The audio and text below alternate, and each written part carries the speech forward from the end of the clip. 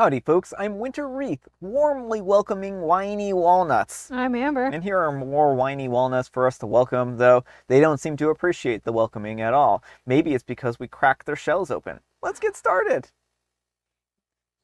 They're just whiny. They're, oh, you broke my shell. Oh. Yeah, get over it, walnuts. Get over it. You're so rude. Get into my belly. Alright folks, and our first letter is titled, Am I a Jerk for Demanding a Refund at an Electronics Store After the Staff Accused Me of Trying to Scam Them? I went to an electronics store to buy a TV for my new apartment. I picked out a model and I paid for it, and I was told to wait while they went to the stock room. After waiting for about 30 minutes, they came back and then they told me that they couldn't find the exact model that I had paid for. They offered to give me a different model, but it was a cheaper one with fewer features. I told them that I wasn't okay with that, and I asked for a refund instead. That's when things took a turn. The manager came out and insinuated that I was trying to pull some kind of scam, claiming that I had paid for a cheaper TV and now I was demanding an upgrade for free. I was shocked because I had my receipt clearly showing the more expensive model that I had paid for. I argued with the manager, showing them the receipt again and again, but they refused to acknowledge their mistake. At one point, I got frustrated and I raised my voice, which led to a security guard coming over. I felt humiliated, but I stood my ground and demanded my money back. After a long back and forth, they finally refunded me, but not before the manager loudly said something like, "We don't need customers like you." Now I'm wondering if I went too far by raising my voice, even though I felt cornered. Am I the jerk? All right, folks, what do you think? No, not the jerk. It sounds like they were trying to scam you. Mm-hmm. You bought a particular product. You were not paying for the cheaper model, and having the receipt should have been all the indication you needed. Yeah, I mean, this was a bait and switch. It just sounds like they were trying to take advantage of OP, that they thought that OP was either just going to let it go or let it slide, because this probably happens pretty often. They probably do this same kind of maneuver just so that the store can actually earn like a small little bit more profit or something like that. I would definitely report this business to the Better Business Bureau and Yes. make sure that blast them on social media about their bad business practices. Mm-hmm. And I don't know, I wish OP had actually said the name of the store just so that everyone could be aware that they're trying to rip people off. Mm-hmm. But let me know what you folks think. So anyhow, take care and good luck. And No Diver 4265 says, sounds like the store needs a lovely online review. They tried to scam you. And OP replies, definitely will be writing a cooked up review online. And Briance says, not the jerk, they were legitimately trying to steal your money. They didn't need customers like you. That's rich. The world doesn't need crooks as managers. I would write a nasty review about them. They probably do this to many people. And OP replies, I feel like something was wrong with the manager, as the situation was quite clear to me. But yeah, just ended up with a bad interaction and spoiled my mood. Alright folks, and our next letter is titled, Am I the jerk for kicking out my roommate after what she did to me? My roommate Megan sold my cat, Luna, without telling me. Luna has been my companion for 3 years. She's calm, affectionate cat who helped me emotionally after going through a tough time. When Megan and I decided to move in together, I made it clear that I had a cat and that if she wasn't okay with it, then we couldn't live together. She assured me that it was fine. At first, everything was great, but over time, Megan started complaining about Luna shedding fur and occasionally leaving litter outside of the box. I tried to be understanding and I vacuumed more often and I cleaned up immediately if Luna made a mess of any kind. Still, Megan kept saying the cat didn't fit in our space. One day, I came home and Luna wasn't there. I searched the entire apartment, thinking that she might be hiding, but she was nowhere to be found. When Megan came home, she casually told me that she had found a great home for Luna and that it was for the best because I was too obsessed with the cat. I completely lost it. I yelled at her, telling her that she had no right to make that decision, and I demanded to know where Luna was. At first, she refused to tell me, but after hours of pressing her, she finally admitted that she had sold Luna through an online ad. I spent the entire night tracking down messages and eventually found the person who had bought Luna. I had to pay them more than double what Megan had charged just to get Luna back, but at least she's home with me again. After that, I gave Megan a week to pack her things and leave. Now she's telling all of our mutual friends that I was overreacting and that it wasn't a big deal since Luna was in good hands. Some of them even think that I should have given her another chance because finding housing isn't easy. Am I the jerk for refusing to live with someone who betrayed my trust like that? All right, folks, what do you think? Not the jerk, although I would recommend potentially getting the police involved with this. What she did is a crime. But I also don't know what the eviction policies are in your place. If Yeah, she's on the lease, she might have rights to be there. So it's a tricky situation, potentially a tricky situation in yeah. that respect. Yeah, I would say that if OP owns this living space, then they should consult their local laws about the proper eviction process and see what that entails. Sometimes, if you're actually living in the property, the eviction process is much different from if you're not living in the property. So, but if they are, if this is both something that they have names on leases for, then they're going to have to work through the proper legal channels. You can't just kick someone out of the house. But she deserves to be kicked out of the Yeah, she house. certainly make sure she's not around Luna anymore. Hmm. I mean, it might be if she while the eviction's going on, if she refuses to move, which it sounds like she's moving. It might be helpful to stay with someone, you and Luna, so that Luna is not around her. Yeah. Because I would not trust this person around your cat ever again. They're not a friend, and any of the people who are saying, "Oh, just give her another chance," they can try. They can live with her and wait until she sells their stuff. Well, I mean, and that's it, right? I mean, like, I understand their concern. It is a hard market out there. It is difficult to find housing, but that doesn't mean that OP has to put up with someone who's going to steal their property and sell it, right? Right, because I mean, if I were OP, I would never feel comfortable in my own home again as long as she's there Yeah. because when is she going to try to sell my cat again? Or is she just going to leave it outside? Or what's she going to do? Well, and that's it. It's like OP doesn't know what she's going to do. She could do any number of things here.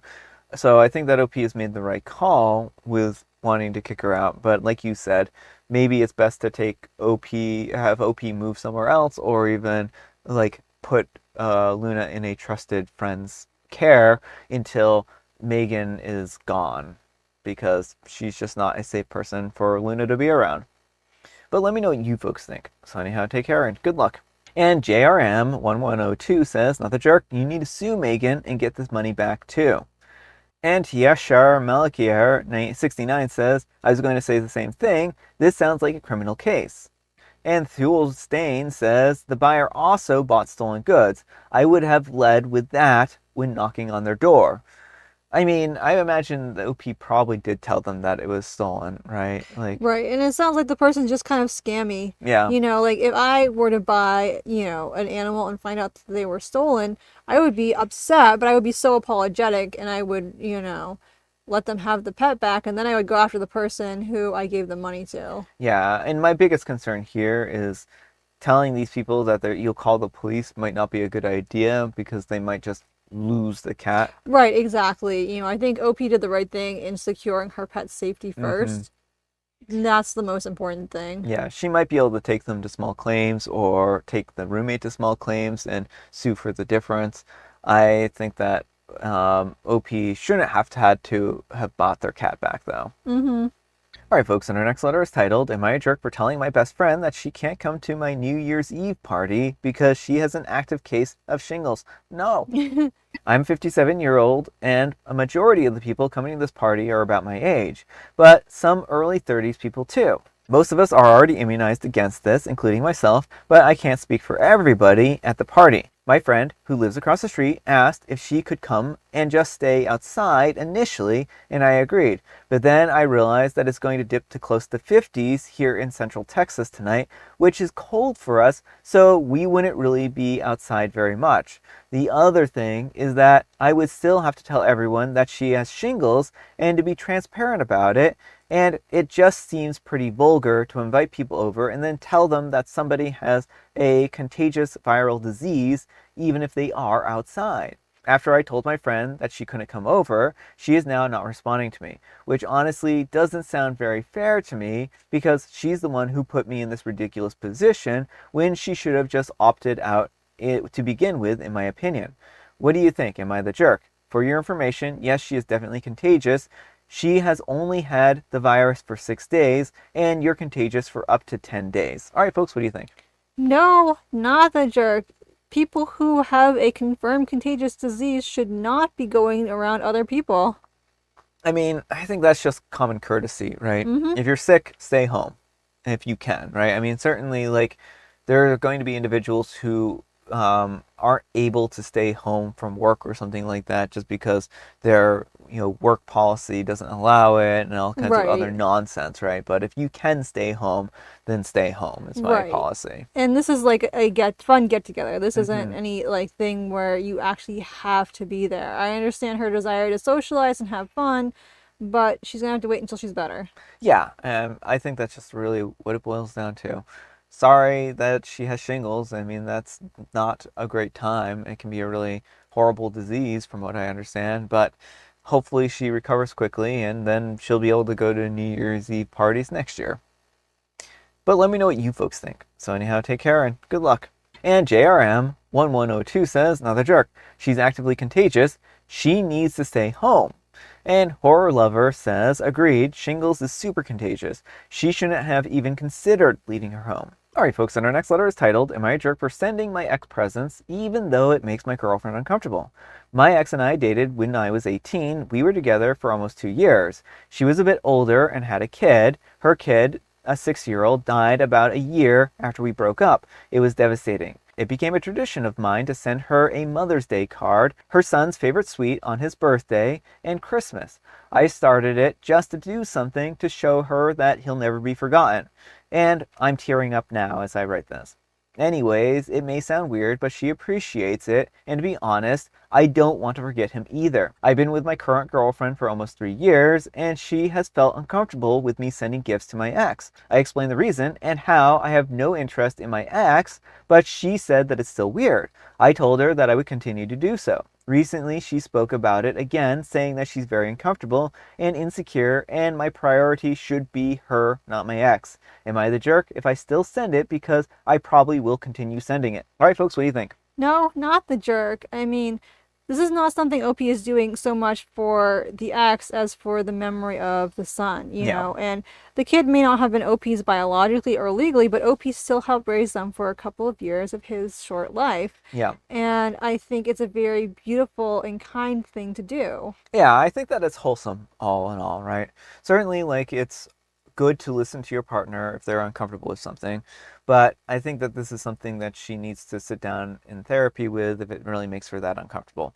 It would be different if OP was constantly over at her house, Mm-hmm. sending gifts, Right. flourishing, giving her all kinds of attention, neglecting his girlfriend to do so. Right, but it sounds like it's 3 times a year he sends her either a card or a kind of sweet that her son loved. This isn't anything extravagant, like unless these chocolates are like or candies are like $10,000 or something. Yeah, Like I'm assuming they're just basic regular grocery store candy.